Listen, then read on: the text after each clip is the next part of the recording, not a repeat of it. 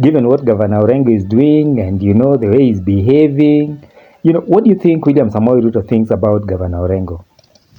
What do you think is in the mind of William Samoei Ruto? How does he take Orengo? Before I go there, I'd like to tell you what Siaya people think about Governor Orengo. Siaya people think Governor Orengo is a failure, is a letdown.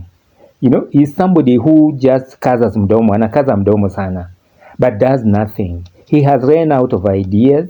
He's basically a useless guy. He's wasting their time. He's unable to develop his place. He doesn't have a political stand. He talks too much. And, he's all over the place. That is what people think. You can even see it that Siaya is essentially a war zone.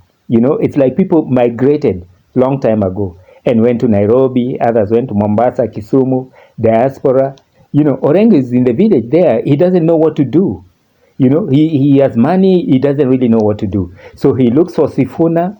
Instead of Sifuna backing him, Orengo is backing Sifuna and Babu Owino. I mean, that is what people think about him. And by the way, they think maybe he drinks changa.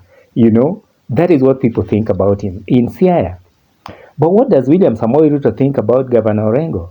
I think William Samoei Ruto has told Orengo just exactly what he thinks about him. He is a scavenger, going after these Tuju things, aligning himself with Wakina Rigathi Gachagua, Kalonzo Musyoka, and doing a tired old story where they know very well that Raphael Tuju kind of just lied to the police, and they are defending him in court.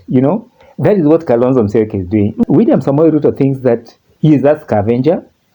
William Samoei Ruto thinks that he is confused. William Samoei Ruto thinks that he is inconsequential. William Samoei Ruto is in control of his own people in Siaya, where Governor Orengo is just hard-headed for nothing.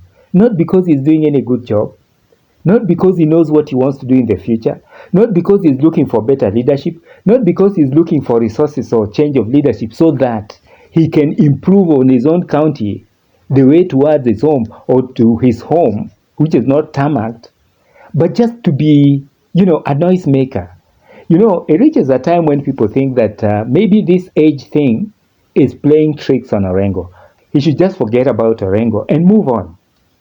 Because, there are some people you just can't help. You just can't help them. Tigiwi.